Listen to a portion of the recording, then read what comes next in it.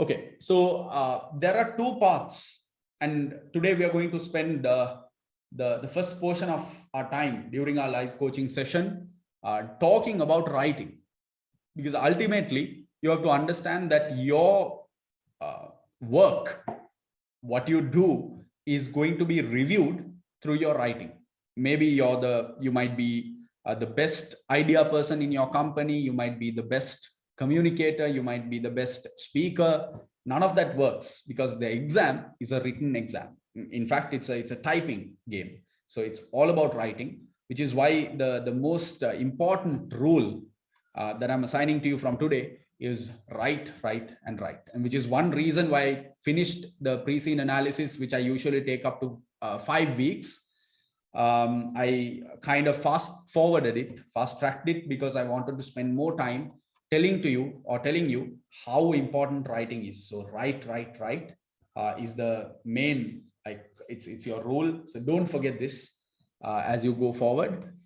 A couple of simple reminders which I've talked about in some of the YouTube videos I prescribed as well. Have a decent understanding, have a rough understanding at least of the 5 core activities. Know that these are the areas that you're going to get tested in a large sense, where when you read a question, generally when you read a task, because you're in your 3 hours, you're collectively looking at answering about 7 to 9, maybe 7 to 10, but very unlikely 7 to 9 maximum sub questions. So you're going to be thrown about 7 or 9 questions at you. And when you look at those questions, when you read those questions, it's good if you can read it. It's part of the understanding of the question, where you can determine, or if it's good if you can determine what co-activity it belongs to. Does it belong to A, B, C, D, or E? And the most obvious one is C, where it's either about share price or debt or equity or financing or financial risk management. So it's co-activity C, which kind of draws a boundary for you to address that question, because all right, so this is the area, this is the playground I'm playing this particular question in. So that's a relevant understanding that you need to have. Just giving you an introduction to this. You can go through that.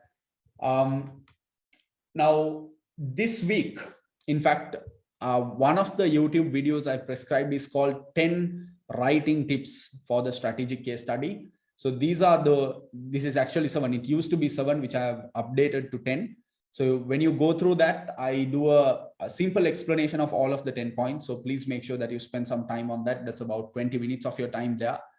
So I'm not going to read through all of these now, but there are 10 tips that will be very helpful to you. Some of them have some parallel or some sort of simultaneous and parallel elements to what we are going to be discussing now within the next few minutes. Okay.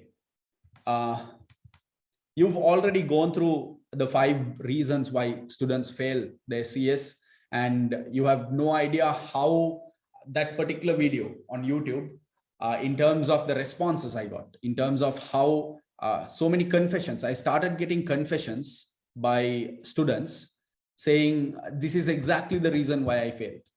To all of these 5, I've got confessions like that.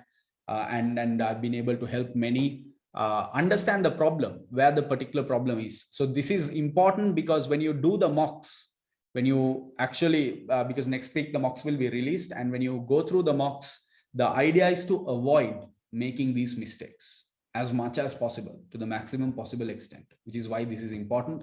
So don't misunderstand the task. Have a reasonable or display or showcase your professional competence at a high level.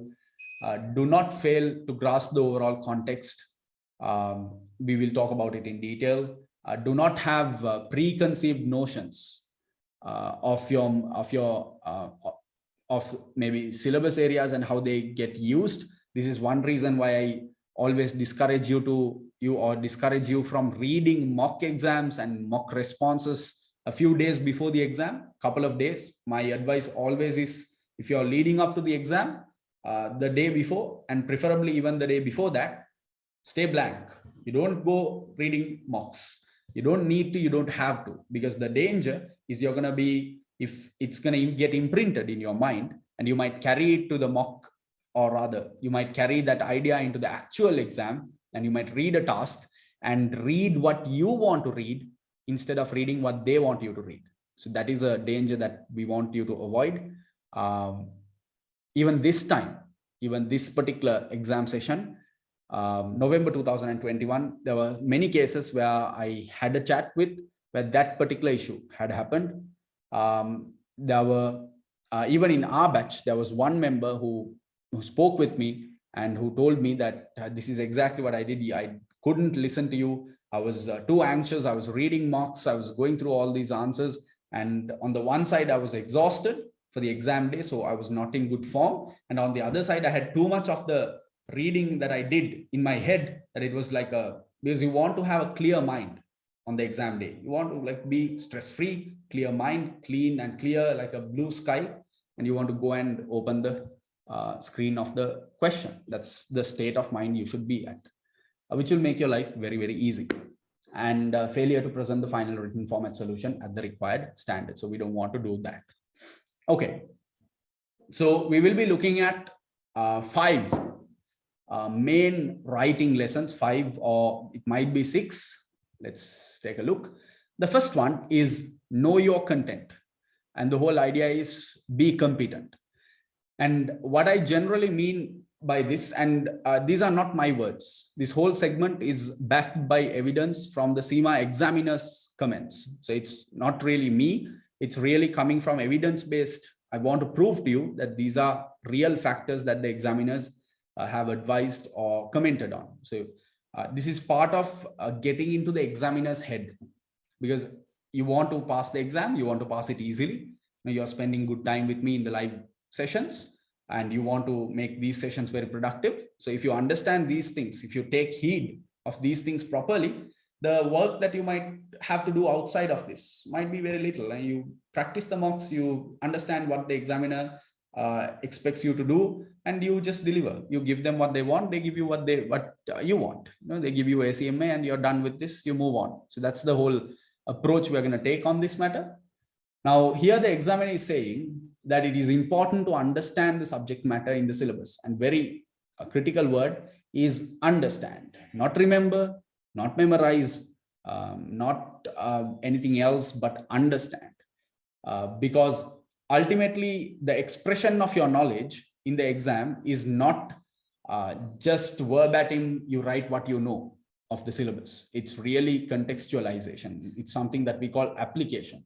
So it's very important that you understand the subject matter. And they say it's necessary to revise and read study materials, but make sure that you understand the materials and how the ideas that they contain might be applied in practice.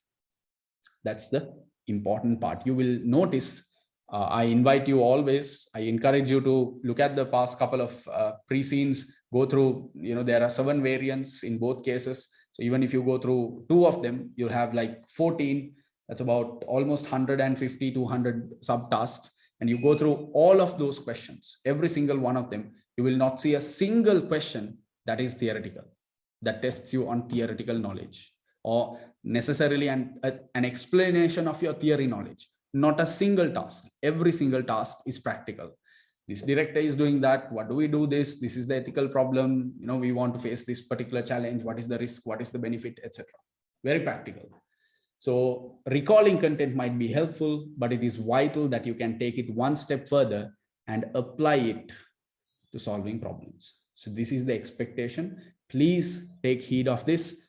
Literally, Chintaka, and I'm naming him because he spoke to me personally.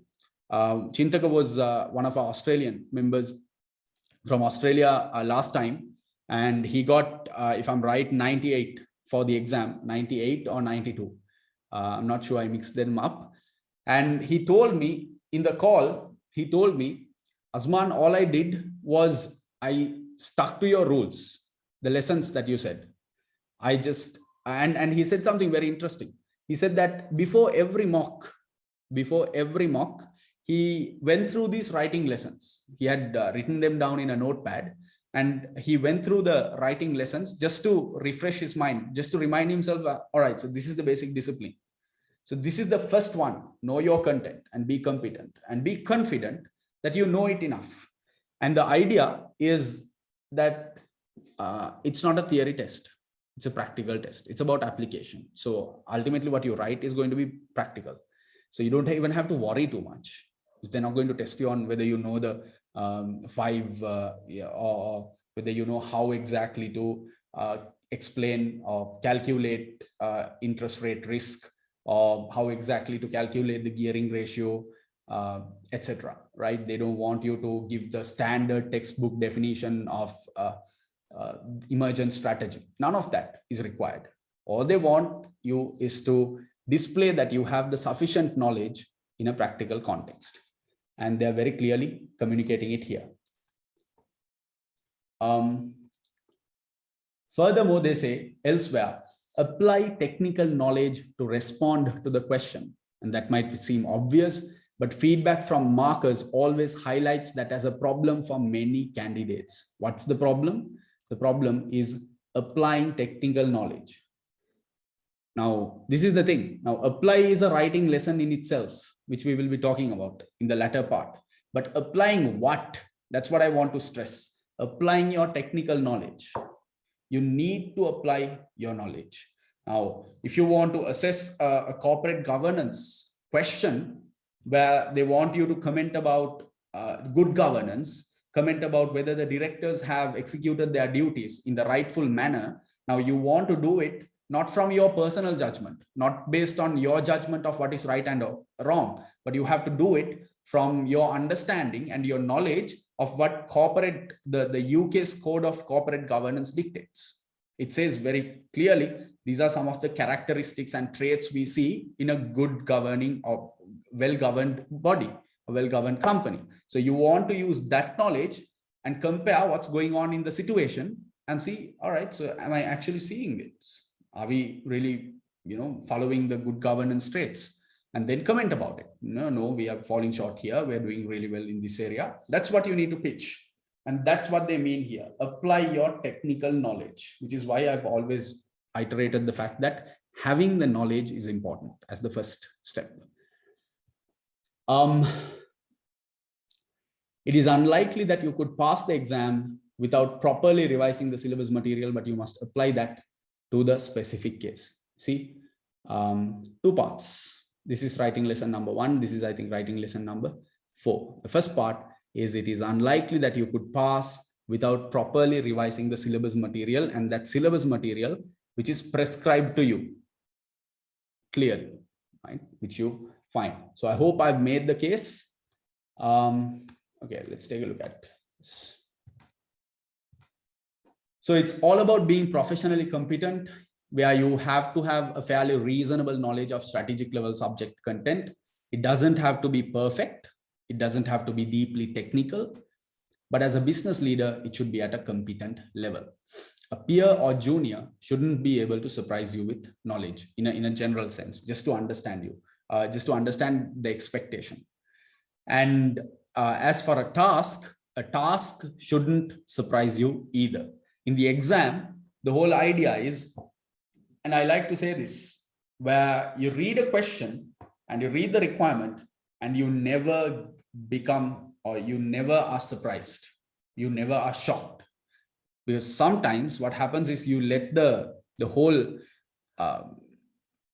freshness of the task, and it's something that you definitely know. If you revise the syllabus properly, you know that it's related to something that you've read somewhere. You know something about it, surely.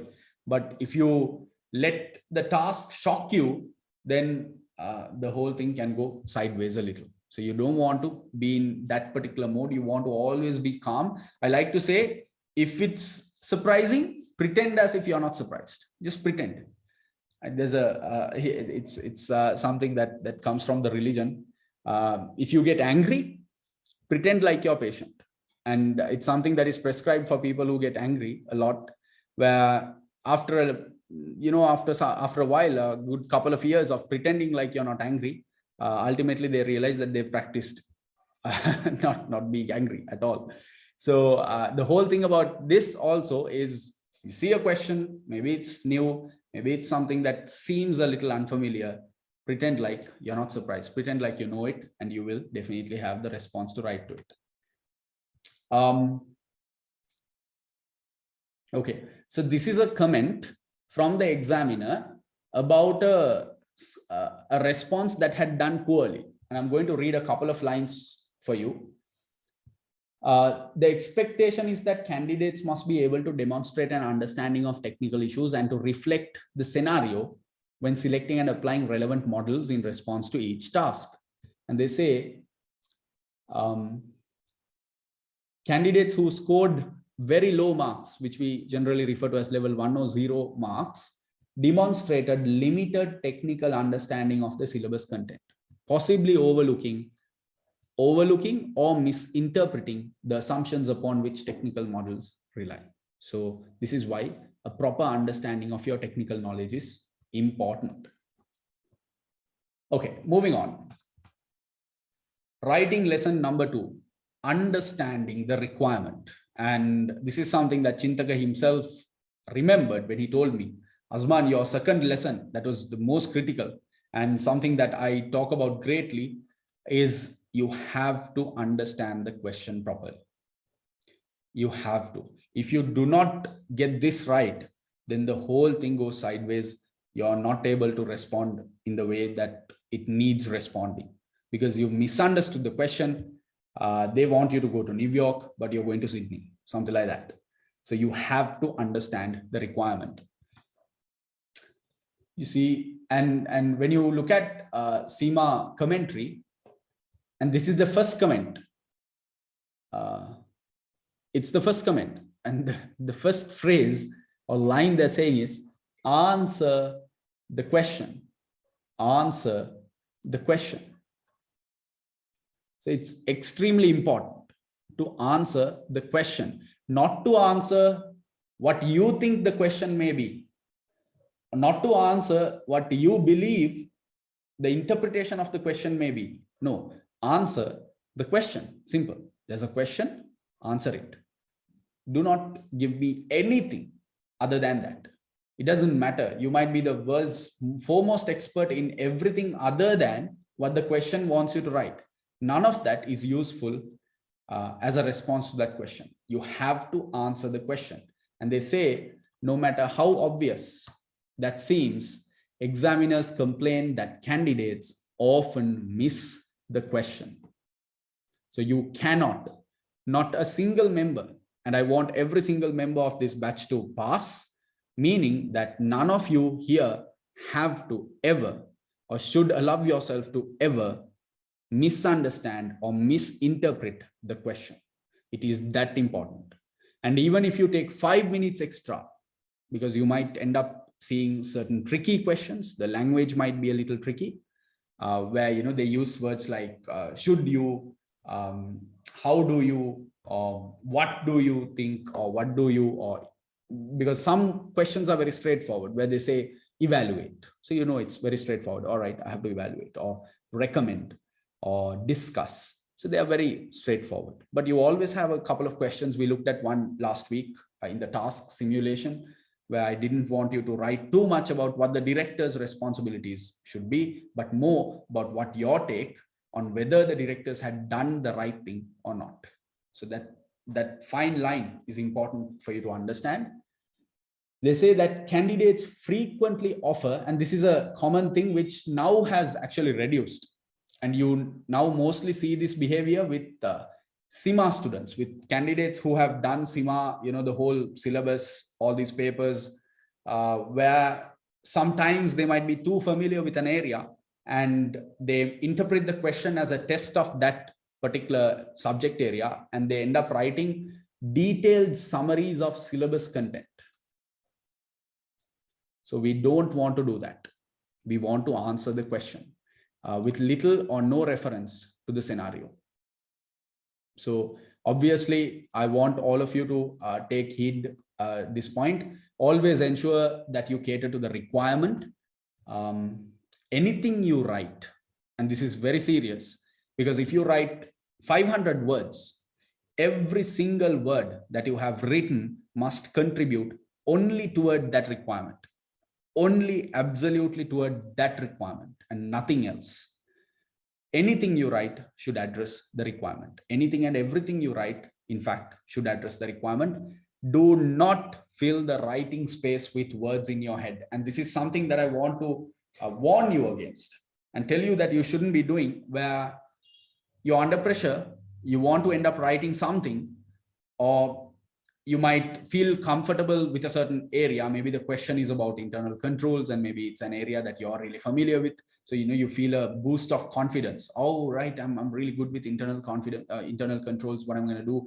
I know so much about internal controls. So you end up in either way. Either, on the one end, maybe because you don't know enough and you're under pressure and you want to somehow write and fill the space. Or you might feel that you're so good in that area that you have so much knowledge about it, and then you just freely start writing. Both of those, not good. We don't want to do that. There is always the middle path, and that is the path that all of you should take, where you read the question, understand the question, and answer the question and the question alone, and nothing else. I cannot stress this enough. And I'm sure that probably by the end of this session, you'll be fed up of hearing me saying the word answer the question. And I like to use the term relevance. Relevance is the critical term. Whatever you write has to be relevant to what they want you to, or the particular demand they have of you.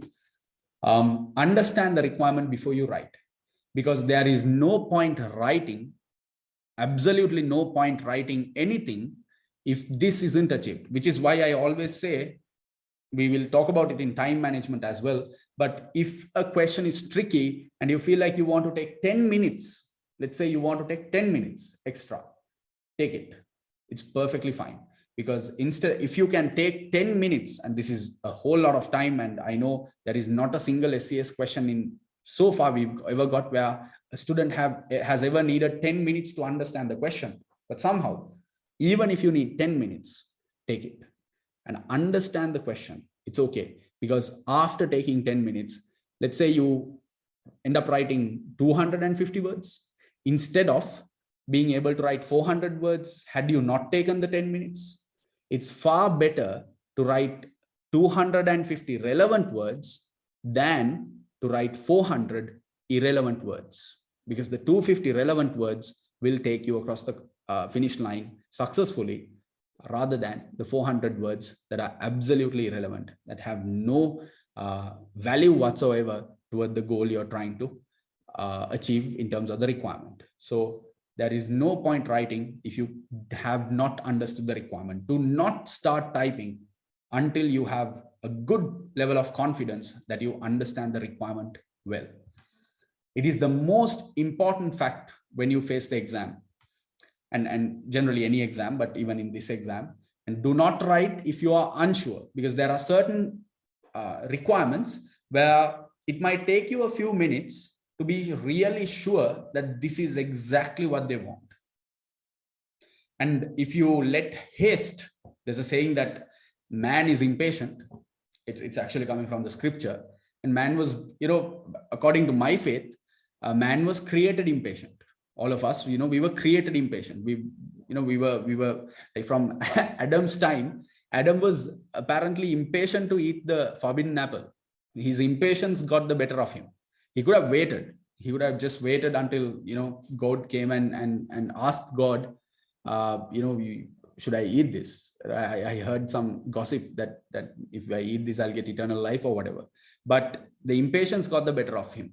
So the same thing can affect us here, where if you let impatience get the better of you and you haste into writing a response that you're unsure of, that you don't have 100% confidence that you've grasped it, then you might end up writing irrelevant words. That is a risk that I definitely warn you against. Do not take that risk. And do not panic if you're unsure. I already told you, if you feel panicky, pretend like you're not panicked. Pretend like you're the coolest person in the world. Whenever you're unsure and the requirement is unclear, and this is the rule to clarify it. And if you have pen and pencil, because certain exam centers allow you that. I've heard various stories from across the world, so I'm not sure what answer to give you if you ask me if you're allowed the pen and paper. Even last time, the same thing happened. So in which case, if you have pen and paper and you are able to write, then you can break the requirement down into several segments. You cross it and you try to understand it piece by piece, and you put it all together. And it also serves another purpose, where if you have, and this is something that we've commonly seen across the board, where in the same subtask, they'll say, discuss this and recommend. So you have two requirements in the same question. Two requirements, same question. So it also allows you this precise and very detailed and very meticulous approach to understanding the requirement that we take, that I stress on, makes sure that you don't miss any single part of the requirement, which is very important. You have to understand, if you have multiple parts in the same requirement, do this and do that, then you want to do this, and you definitely want to do that as well, because that's how you collect your marks.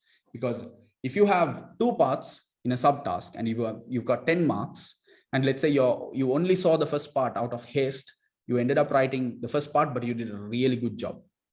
You only had 10 minutes for the whole thing, but you did a really good job. You took the entire 10 minutes for the first part only, and you couldn't address the second part. Now, out of the 10 marks allocated, however good you've done, you've missed the second part, which means you're only going to get half of the marks, only 5 out of 10. Instead, you could have actually done a decent job for the first part and another decent job for the second part, got 4 plus 4, 8, and passed the exam. So this is another aspect you want to. Part of understanding the requirement is understanding whether there are multiple parts in the requirement. That's also part of understanding the requirement. If you move forward out of haste, you simply run the risk of writing irrelevant points.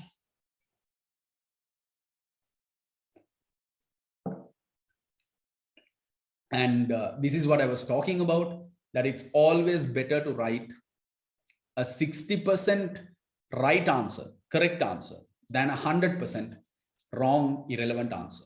And I don't know how else to communicate this idea. Your pass mark is only 55. You get the 55, you're done. You're through this exam, you move on, you put CIMA behind you, you forget this whole thing. So to get 55%, and generally we benchmark it at 60, just to be on the safe side with a 5% margin on the upside. So if you do 60% well, if your answer serves 60% of the expectation, you're good. And that is something that can actually be a motivator to you. That can actually be something which lessens your worry, because you know that you give your best effort, you give your absolute best effort, and even if that best effort falls short of 20% or 30%, you're good, you're safe. Even if it falls short of 40%, you're still safe. And that can actually be a very strong factor to keep you in the right mindset, to keep you in a very positive mindset.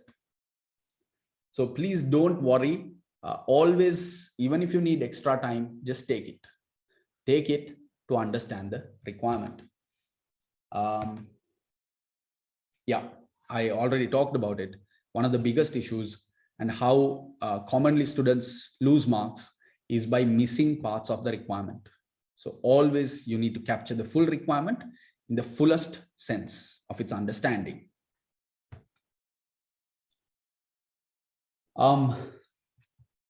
So this is a commentary on the specific answers. As always, the key to achieving a passing mark or better is to answer the question as set. Answer the question as set. Higher marks are awarded for fuller answers that are relevant, the magic word, relevant, and correct, obviously. And they say if a candidate scored low marks, that is because the candidate failed to address the requirement when answering the question. The first point, failed to address the requirement when answering the question.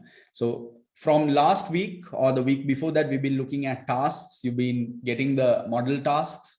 You're getting the first model mock today with 2 tasks. Throughout all of this work you've done, it's time to ask yourself, did I answer the question? That's the main question that you need to answer. Did I answer the question? Yes or no? If yes, well and good. If no, why? Why wasn't I able to answer the question? Where did I go wrong? And these are the things that we will address in the mocks. But I tell it to you now because you can practice it as we start the mocks next week. You can practice yourself through the model tasks to make sure that your brain cells, your body, your thinking pattern, all of that is catered, or all of that is adjusted toward the fact that mainly you have to understand the requirement.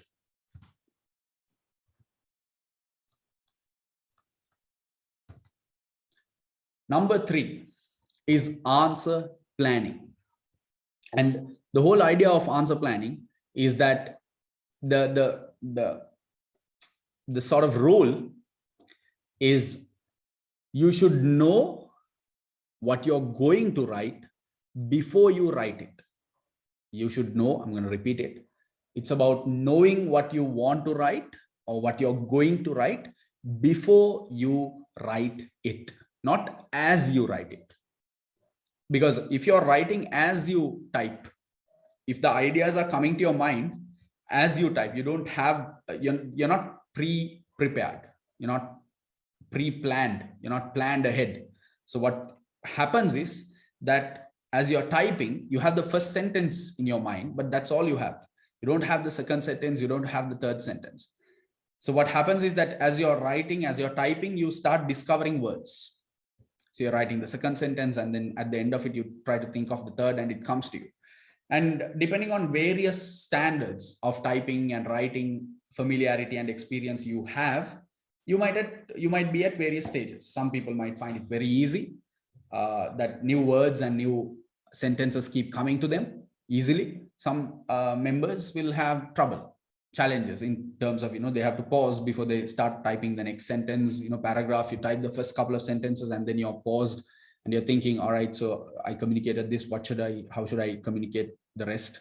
Do I have any other sentences related to this point? Should I move on to the next point? What is the next point? So all of these kind of questions come to your mind. So to avoid this, the tactic we have is answer planning. Now, obviously you have certain freedoms, and the lesson of answer planning is very personal. Not every member plans their answer in the same way. They don't plan their answer in the same instance. They don't plan their answers in the same method. Some members just jot down the points. They jot it down maybe in a paper. Some members like to write the points as subheadings for each paragraph. So they have a set of subheadings, and that's the plan. And they expand their subheadings through paragraphs under each of them. So first they planned the main points. That's some. Some, they do it entirely in their head. They're maybe with confident areas, they have the whole plan in their mind. When they read the task, when they read the questions, say, what are the risks of this matter? Then, okay, risk 1, risk 2, risk 3, risk 4, risk 5. I know all 5. So I'm going to write all 5. So they do it entirely in their head. So there are different ways. And there are differences in terms of when the answer planning takes place. Some like to do the answer planning for the whole question. That is both the subtasks, both the 1 hour, both the tasks that fall in 1 hour, within 1 hour at the same time. Some like to go task by task. So they read the task, plan the answer, write it, then come to the second part of the task, plan the answer, type it. So you see, there are so many variations. Just a few I explained. So the best thing is to figure out your own version of answer planning. You have to find it yourself, your own style of answer planning. You can't imitate another's. You have to test it. You have to try it. That's the only way you're going to get this done. The examiner says here that if you're unsure, then it might be better to invest a minute or two thinking and developing an argument rather than typing something vague. That it might be better, it's better to invest a minute or 2 or 3 or 5, doesn't matter, to thinking and developing an argument rather than typing something vague. So we don't want to write anything vague, because mostly vague points end up being irrelevant. And irrelevant points end up losing marks or not getting marks that you need. Plan your answers during the exam and pay close attention to timings, because answer planning and timing goes hand in hand. You don't want to do you don't want to do poor time management, and you don't want to do poor answer planning also. So it's again the middle path. You don't want to try and save a lot of time, and you don't want to go into the question without a plan either. You want to plan, you want to effectively utilize the time. So both has to be managed well. Typing an outline answer plan at the start of each task or subtask, an outline answer plan. And again, this can be your own. Some members write a phrase, some write the para sentence, the opening sentence of the paragraph is written as the answer plan. Some just a keyword, just a word that triggers their memory as to what that point is about. So it takes different forms. You have to find your own way. You might change the way you plan the answer for various areas. If you are really good in strategy and ecosystem, you might write keywords that might jog your memory, and you know that the moment you see the keyword, you know exactly what that para is going to be about. In areas that you might feel a little weak, let's say you're a little weak in internal controls, you might take a little more time, extra time. You're writing a phrase to make sure that it's exactly the point that you need. So it can take various forms. You have to test it out to figure out what works for you. So typing an outline answer plan at the start of each task or subtask will help you plan the structure and reduce the risk of forgetting any good points. So this is a very important word, structure. But the whole thing is about how planning your answer will help you put down what is in your mind in a very organized, neat, and relevant way that the examiner finds acceptable. And that's what we want. We want the examiner to say, this is acceptable. This is not something I can fail. This is something that I have to pass. That's the response we need from the examiner. So just think of it like a negotiation. Think of your responses. Think of your emails that you're writing as a, sitting down with the examiner on the other end of the table. You're negotiating with the examiner to get the examiner convinced that you're someone who deserves the CIMA membership. That's it. That's the way you need to go about this. And I'm sure you will agree that in any serious matter in life, in business, in your company, any serious meeting, any serious negotiation process, you never walk into the meeting without being prepared. And that's the whole thing about answer planning. You want to be prepared as much as you can before you start typing your answer, before you actually start pitching your idea. So the objective here is to be sure of what you want to write prior to writing.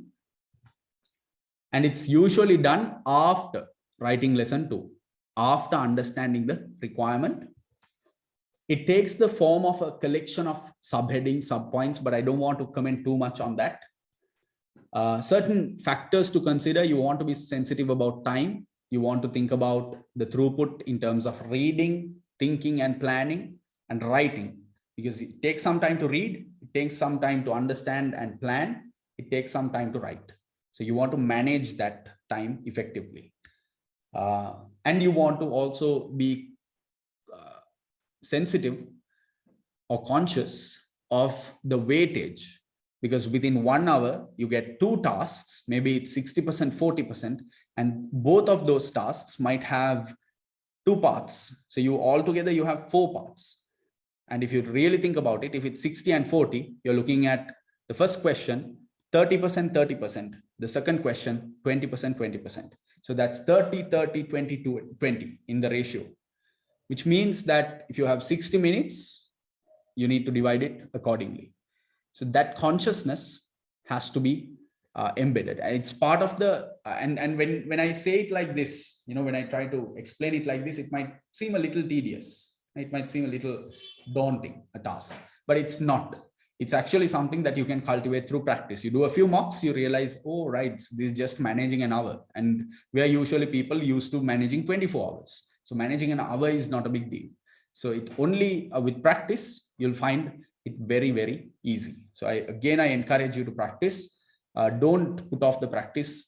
Answer planning is about increasing the certainty in what you want to write. And again, it's not about, let's say you have a 60% task, so you want to write about 6 points.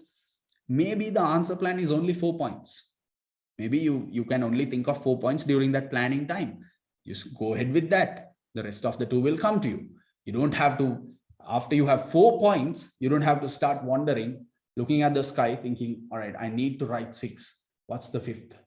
And you start wondering, and the clock is ticking, and you don't want to waste time. A lot of you already have 4, so you don't want to lose marks on those. The rest of the 2 will come. So it's not about having 100% perfect plan.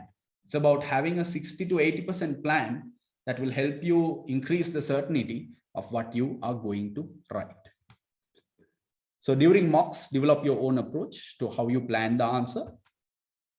And remember this common phrase that you hear, which I don't generalize, but in this case, to a reasonable extent, understand that failing to plan somewhat can be basically leading to a planning to fail situation. Okay, so these are just a few tips on planning, but on the plan itself and the form the plan can take. But and this is just a starting point, but as I said, it's something that you have to cultivate yourself. So it's your style. So I'm not going to go through this slide. Just make sure that you take heed that when you get the exam, when you get the mock, and you can try it in the model task this time, is that you have 3 things to do. The first is you've got to read and understand the task. You have to do that. That's the first thing. Second, you have to plan. Third, you have to write. Now, in the initial few attempts that you do this, do not try to restrict yourself to the 60 minutes. You just take your time. You see how long it takes for you. You tell yourself that you have to finish it. You try your best to finish it within 1 hour.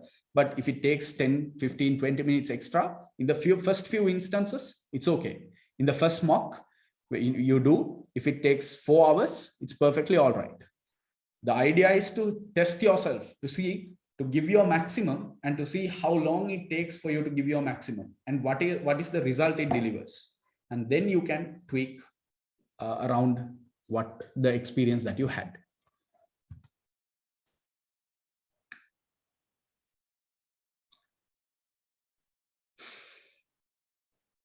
So this is a comment from a particular question, which requires some context. So we might come back to this later. It's about time mismanagement, where the planning is not done and how it affects the quality of the answer. But overall, I've communicated what answer planning is. Now this writing lesson number 4 is something that we see the examiner repeating time and time again as a keyword: structure. Good structure is critical. That is very important because it makes the examiner's life easy. And we want to make the examiner feel very, very comfortable as much as we can. To the maximum extent possible, we want to make the examiner very comfortable around the examiner's experience of reading the response of our question. If the examiner is feeling comfortable, if the examiner is quite confident that, all right, the idea you're going to communicate, you're trying to communicate, is very easily being absorbed by the examiner and it's very relevant, then these are no-brainer. You're definitely going to pass. So this is why good structure is key. And this is why the examiner is reiterating that point again and again. And here the CIMA examiner says that good answers require well-structured, that it has to be well-structured, that there has to be clarity, that it has to look like a senior finance manager or senior finance manager's work. And if you really take a moment and think about someone who calls themselves a senior finance manager, we are obviously looking at an individual who has had a great deal of experience, both in finance and both in the corporate culture or corporate setting. And since this is CIMA and that sort of environment we are dealing with, this is someone who is well learned, very educated, who is a good communicator in all forms of communication. And that is critical because these are written form and you're basically writing an email, and that email has to be coherent. It has to be clear. And the best way to make something clear is to have structure, clear structure. That is extremely critical. This is why we say, use the tools that are available. Use paragraphs, use para breaks, use headings, use subheadings, because what these tools, and these are very few and very simple tools: heading, subheading, para breaks. Now 1.1 para, these sort of basic rules we have. What does it do? It makes your structure neat and clear. It communicates your idea very clearly. If you write multiple points in one paragraph, you're going to end up confusing the examiner, and you're going to pressure the examiner to having to work extra to look for the points in the same paragraph, as opposed to you just typing enter twice and going double line below and writing your new point in a new paragraph. Makes the examiner's life very, very easy. And the examiner distinctly is able to see that this paragraph is for this point and this paragraph is for the other point. On top of it, you Azman, had... Yes. Azman, can I ask a question? You say you can use points, but the advice that I've read somewhere is you must long form your points. Is that correct? Or can you use abbreviated points, bullet points, as in PowerPoint approach, like what you're doing right now? No, when I say points, I don't mean a single line point. When I say point, it's an idea. All right, thanks. All right, got it. And the point, the point is expressed through a long form paragraph. Okay, thank you. Got it. And you might even have a subheading on top of the paragraph just to make it clear that this is the idea you're trying to communicate. All right, thank you very much. Right. And it is related to this area that I'm talking about. So continuing on this, where, see, even here they say, well-structured answers with good use of paragraphs to clarify the development of an explanation. So let's say, for example, you have, and when I say point, I'm talking about an idea. So you have point number 1, maybe you have a subheading and you have a paragraph. This is your paragraph. Point number 2, you have a subheading and you have a paragraph where you explain it, you contextualize it, you apply it to the scenario. You have point number 3, you maybe have a subheading, it's not compulsory, and you have a paragraph that explains it. Long form, essay format paragraph. That's the idea. So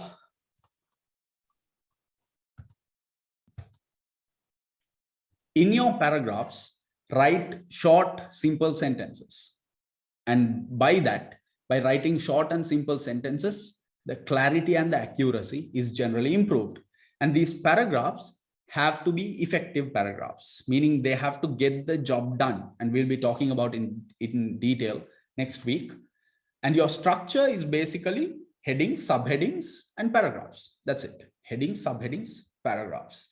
And your paragraphs can go overboard, not too much. Maximum, I generally recommend 8 to 9 sentences, but you have to, it depends on the idea. Because sometimes, let's say you're doing a SAF, you have 2 strategies, SAF model. So you're applying suitability for both the models. So sometimes students tend to apply the suitability check to both the strategic options in the same paragraph. So you basically have a long paragraph. But as opposed to that, you can obviously break the 2 strategies down through the 2 paragraphs. So you have the suitability check, strategy 1, first para, strategy 2, second para. So it really depends on how you approach it and how you organize your answer. Use paragraph breaks. And the whole point is that one paragraph communicates one point or one idea. That's the main logic you need to follow. And you have to avoid any kind of simple lists, bullet points, numbered points as much as possible, unless extremely critical. For example, let's say, you've written, you're running out of time. You only have 10 minutes. So you had 4 points, but you elaborated 2 of them. So you have 2 of them left and you only have like 30 seconds. Now what's happening is you want to communicate to the examiner that you know the other 2 points, that you have them. So you obviously you can't write paragraphs. So you write them as 2 sentences or 2 short phrases. And you've got the job done because the examiner knows, all right. So here the issue is not paragraph. The issue is the learner or the student ran out of time. But the points, there will be some reward definitely for that. But that is a last resort where you write bullets, just simple phrases. But otherwise, it's a long essay format answer. And it is very helpful. The examiner says here, it is very helpful when constructing your answer that it has a logical structure. And that's what I've been talking about, how you have to communicate like a senior professional who is able to communicate their written communications very effectively with logical structure, with clarity, with coherence, with ease of understanding, etc. All right. So we have 2 more writing lessons to discuss. What we're going to do is we're going to come back to this after taking a break. And just to summarize, the 4 points we've talked about are very, very important. In fact, these are the most important points where we talked about knowing your content, and you still have time. If you have any syllabus areas that you are weak at, you still have time. You have plenty of time to revise all of those areas. And the second point was understanding the requirement, extremely critical. If that is not served, then the whole paper doesn't work for you. So you have to, it's absolutely critical that you understand the requirement. The third is answer planning. And the fourth is developing good answer structure. So I hope you noted them down and you keep adding the other writing lessons as we go forward. Lesson number 5 is manage your time effectively and without any fear. There's a reason why I say without any fear, because whenever initially at initial stages before you attempt mocks, and especially if you go into the exam without doing any mocks, when I say something like take 5 minutes, it's okay. Take 5 minutes to plan, take 10 minutes to plan. Or if you don't understand the requirement, read it again. You still don't get it, read it again. Still don't get it, read it again. Read it as many times as you can. Read it 10 times, read it 15 times. And this is going to take time. So you need a little bit of self-confidence in order to do that, because you don't want to run out of time as well. And that's where the logic of without fear comes in. But time is essential. It's critical. You're facing a 3-hour timed paper, 1 hour each. Within 1 hour, you're supposed to deliver a certain email, and that has to meet the standards. And therefore, you need to play this very, very smart. The examiner is very clear here and very giving you some simple instructions saying allocate your time to ensure that all elements of a task are answered. So we've already touched that in understand the requirement. All elements of a task are answered, and read the task carefully. So read again. Make use of the fact that the elements of each task have a percentage that enables you to reflect the number of marks that are available. If a requirement is worth 40%, then you should spend 40% into 60, that is 24 minutes on it before moving on. So you have various breakdowns. Some learners like to read the entire question and then plan task by task. Some plan the task and write the task, then plan the next subtask and write the response for that subtask. Some learners like to plan the whole thing in one go, and by the end of the 25th or 30th minute, they basically have a plan for both the subtasks or all the 3 subtasks. And therefore, the rest of the 30 minutes, they are completely dedicating it to writing. So there are different ways to approach this. And I don't mean to impose upon you a particular way as this is the best method. You just have to try writing the mocks and figure out what the best method is for yourself, because it can also depend on factors like when you think factors like the nature of the question, because sometimes you find a task that is very easy. You read both the subtasks and both of them are easy for you. Both of them are from areas that you find very convenient. And therefore, you might find it very easy to plan the whole thing, to plan the answer for both the tasks at the same time, as opposed to a different question where you read the first subtask, which is somewhat tricky for you, and you only have 2 points in your mind. And then you read the second part, which is more a comfortable zone for you. And therefore you have, a better answer plan. So you have to manage your time carefully in such a situation. So that's why it can vary depending on the kind of question you get. That's why you have to, I like to say, you have to play the shot, like in cricket, you have to play the shot to the ball that you're played at, or to the ball that the bowler throws at you. That's the style that you need to use here. Have to be a little smart in that, or in making that choice. Now, obviously, in the first page or the first screen, you get this. This is the screen you get. Obviously, the first and foremost screen is that they are going to start the test. The moment you click that, this test appears, or this sheet appears, and it basically has a table where you have your number of sections, which is always 3, time for section always 60, number of answer screens almost always 1, number of subtasks which can vary, usually 2 to 3, and this is the most common breakdown we see 2, 2 and 3. There are occasions where you get 2, 3, 3, but it's being reduced. And I think because of what we used to see was in previous previous variants, this is 3-4 years ago, if you have 5 variants, 2 of them might have 2, 3, 3, or 2, 2, 4, or 2, 3, 4. 2, 3, 4 is very unlikely. 2, 2, 4. Now, I think one reason why, and which we've looked at also with the tutor sessions, where they want to reduce the sort of discrepancy between the variants, where they don't want to feel that the student is disadvantaged in terms of getting a 3-part variant as opposed to getting a 2-part or 2 subtask main task. However, we also see in certain situations where the context, where the question, the unseen itself provides enough information, gives you sufficient information for a 3-part subtask question.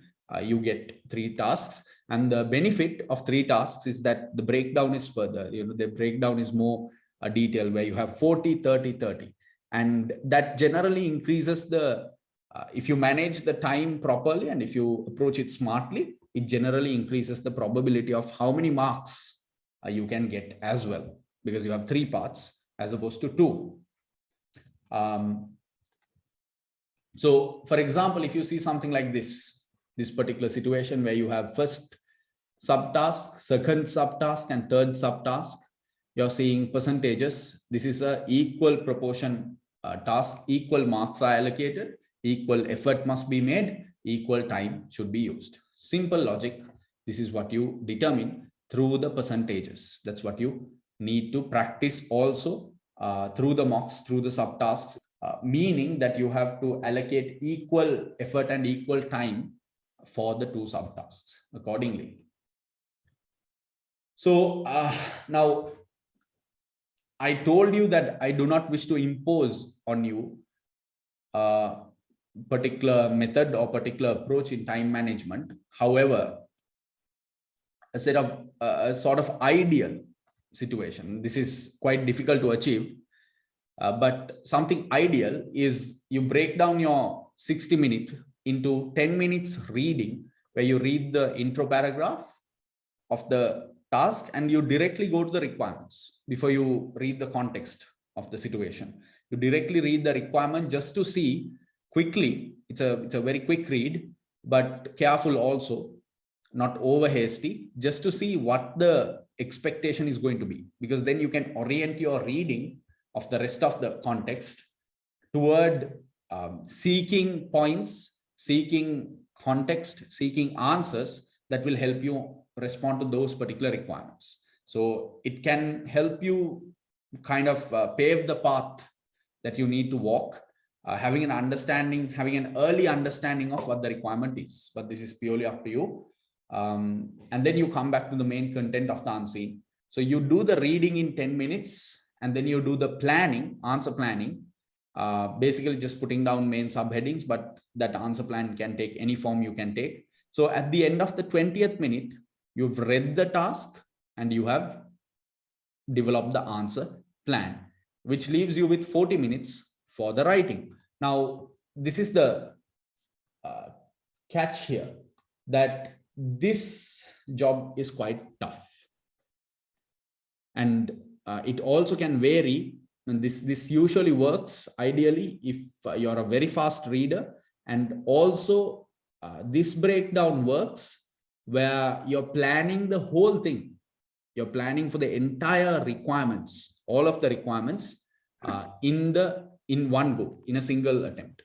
But that is not what every learner uses. So please utilize something that you're comfortable with. When you're practicing, be conscious of that and make a conscious effort that you're figuring out that, keep the intention, have an intention when you're attempting the mock, that you want to figure out exactly what works for you in terms of time management, in terms of answer planning discipline, in terms of understanding the requirement, in terms of how I read, what is the sequence of reading. So have a clear intention when you do the mocks, when you practice tasks, have a clear intention that these are things that I want to learn through this experience that will make my life easier down the line. And you do it a couple of times, you realize that it's just a piece of cake once you settle into that rhythm. Now, usually what happens is, and this is something perfectly viable, is that instead of 20, you take up to 30 minutes. 30 minutes is for reading and planning out of the 60. And if you can actually do that, and if you have a relatively faster, I'm talking about 25 to 30 words per minute typing speed, if you have that, and if you can finish your reading, a very comprehensive, very careful reading, by the end of the 30th minute, then it simply means that the rest of the 30 minutes is more than enough for you to deliver what the examiner needs. And this is why I say without a fear, because you have that freedom, especially if you can practice and get your word count per minute, your typing speed up to that standard 25 to 30, because even if you average at 25 into 30, that's about 750 words. That's a very strong word count. If you average 30, which is not an impossible number and which is not very high either, you're looking at 900. So 750, 900 on average, writing a response of about 800 words. Now suddenly it doesn't seem very impractical. Within 30 minutes, if you have practiced properly, and you have plenty of opportunities to practice. You have anyone who's doing 7 mocks, that's 7 into 3, that's 21, that's 210 hours. Yeah, 21, yes, 21 questions. 1 hour, no, 21 into, yes, 21 hours. Sorry, my bad. Which means that 21 instances, including the tasks, if you can practice the tasks, if you can practice the model task, altogether you have about 25 repetitions to practice this, to play this out again and again and again, and to get your typing speed up to the standard, to test your sequence of managing time up to the required level, and to find your comfort zone. So that is absolutely critical. And I hope that you make good use of that opportunity. And finally, the most important writing lesson, not the most, but one of the most, is apply. And you've already seen this word being used again and again and again by the examiner, where we looked at the first writing lesson, which is know your content. So the examiner is saying, apply the technical knowledge, apply the knowledge. So you have knowledge, which you tick off, but you have to apply it. Just purely expressing your knowledge doesn't work. So always apply, not display. The paper is not a display of your knowledge. It's an application of your knowledge, of your business acumen, of your common sense, of your logical thinking, of your practical thinking, of your writing skills. It's an application of all of that. The examiner says that a good answer requires the ability to apply that knowledge. Whatever knowledge you've acquired, you have to have applied that knowledge to a specific scenario as specified in the case. So the best example would be, now in this situation, when you look at the requirement, please recommend stating reasons, the controls that Pixelwiz could put in place to prevent a recurrence of this loss of compromising data. So controls that Pixelwiz could put in place. So you've generally learned controls, internal controls, all kinds of theoretical content about what kind of business controls you can impose on a business. You have that knowledge, but that knowledge won't help you if you can hand pick the practical controls that can be applied to this scenario, that is relevant to Pixelwiz in this particular situation, where this particular director or deputy director had lost the iPad and it had leaked important critical information to a news outlet. So that is the important element in application. Even when you think about the second requirement, secondly, advise stating reasons whether it would be unethical. So the test is, the knowledge is ethics, the ethical framework of CIMA, the CIMA code of ethics. You have 5. So they're basically testing not whether you know the 5 code of ethics. That's not the test. It's whether you can take those 5 codes of ethics, put it into this scenario, and see if John makes a case against his dismissal, depending on the logic that he's a busy, committed executive, then are there any codes of ethics that are in breach? Application. So it's always application. And this is a point to make you feel confident. You should feel better about this. Not if, especially if, because there are members here who are mostly coming from, and that is the general nature of my main program, where I mostly have members who come from exemption routes, FLP route, CFO route, gateway route, various kinds of exemption routes. And therefore, I'm always, I always get asked this question of, isn't it a concern of not having knowledge? Not really. It's not. We do enough work. We do sufficient work in terms of reinforcing our knowledge. But most of you, if you're coming from exemption routes, you already have the knowledge. You already have the practical knowledge. And the idea is to apply it. So with no fear, with more than 100% confidence, you have to apply, but relevantly. Again, I'm going back to writing lesson number 2. Whatever you write has to be relevant. If it's irrelevant, you're not going to get your marks. So that is extremely critical. And the examiner continues to say that the key is to apply that knowledge to the scenario. Candidates frequently offer detailed summaries of the syllabus content with little or no reference to the scenario. Answers must relate to the scenario, or few marks will be awarded. And furthermore, in a particular situation, the answer should of course be applied to runabout and the particular scenario within the task. So applied to the company, which is in our case Pixelwiz, and the particular scenario, which is the unseen, whatever you're going to get in the exam. That is particularly important at the strategic level, because corporate strategy must be matched to the entity and the business that it operates in. And if a candidate scored a low level mark, that means that candidate failed to reflect the scenario, that the candidate wrote a general answer, just wrote an answer that might be generally applicable to any situation, and is not quite, as a result, not quite relevant to that particular situation. Might have ended up writing something like that, or the specifics of runabout, or in our case pixel, in their answer. So this is the examiner speaking, telling you, giving you clear directions that you must apply. And I'm telling you that that's a major positive that you can benefit from. Sir, I have a doubt. Can I ask? Yes, So, please. so what by what you're telling, to apply the pre-seen and the unseen knowledge. So, like for instance, if they give us a scenario where Pixelwiz has decided to, merge with EA Sports. So, if I'm writing an answer, so I can like after having good understanding of the pre-seen, I can say that now Pixelwiz has got 3 games, or they have specifically mentioned that they have 3 important games, but none of them are catering to sports as such. So is that like I can use that as an opportunity, to like where I'm linking it to the case study, and at the same time I can use information from the unseen as well. Is that what you're trying to say? As long as it's relevant, yes, that's exactly what I'm saying. As long as it's relevant to the requirement.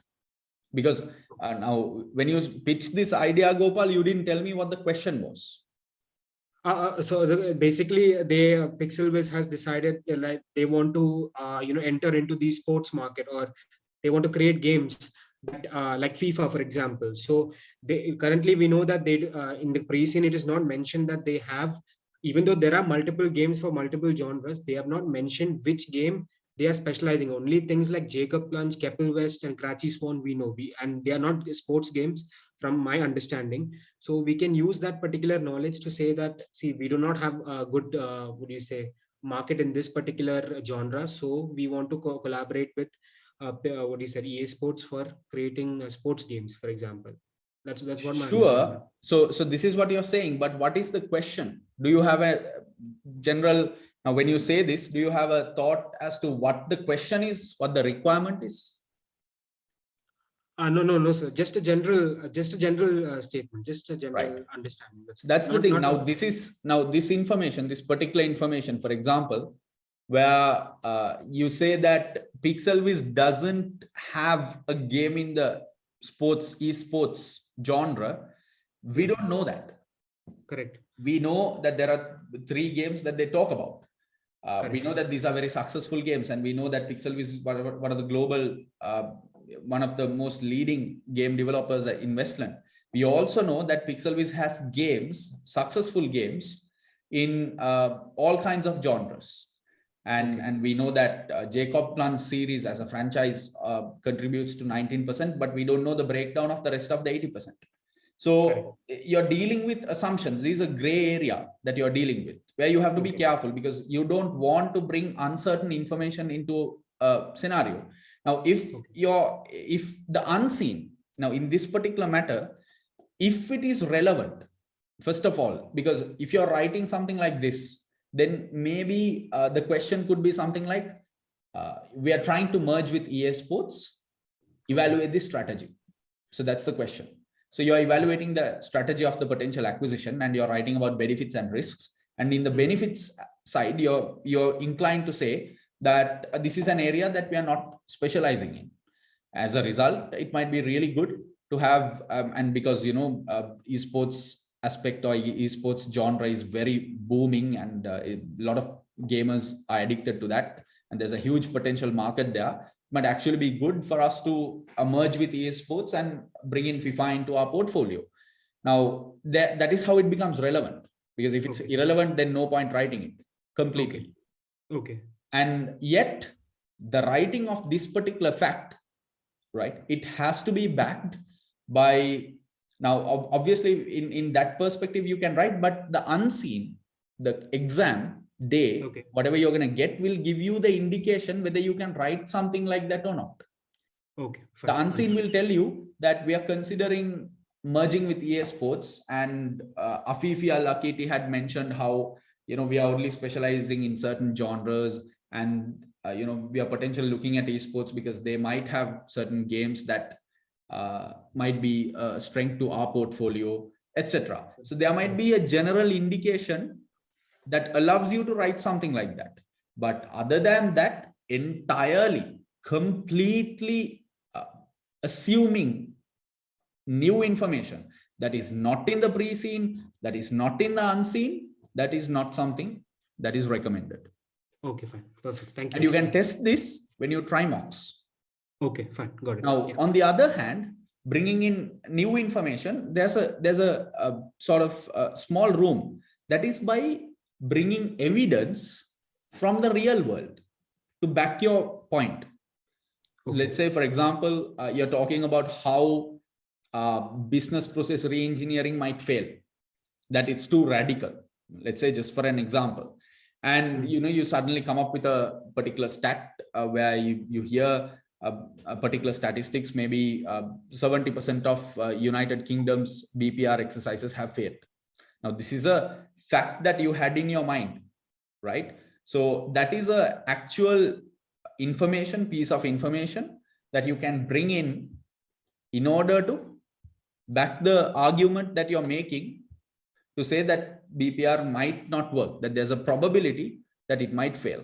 So that is using a real life example, real life piece of information to justify or to make your point stronger, your idea stronger.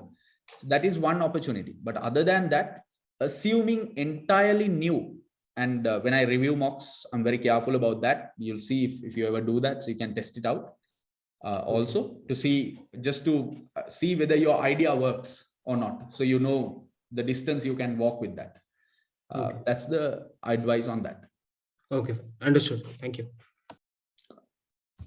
So this is critical. All of these writing lessons, I hope you remember, I hope you've noted them down. And as Chintaka said, and I told him that I would share this tip with everyone, that before every mock, you just go through just go through the 6 lessons and refresh your mind, saying, okay, these are the disciplines. And if you have any general advices under them, just note them down. So 5 minutes before the mock, you read it, you refresh your mind saying, okay, these are the disciplines I need to follow. And then you start your mock. And he said it was very helpful.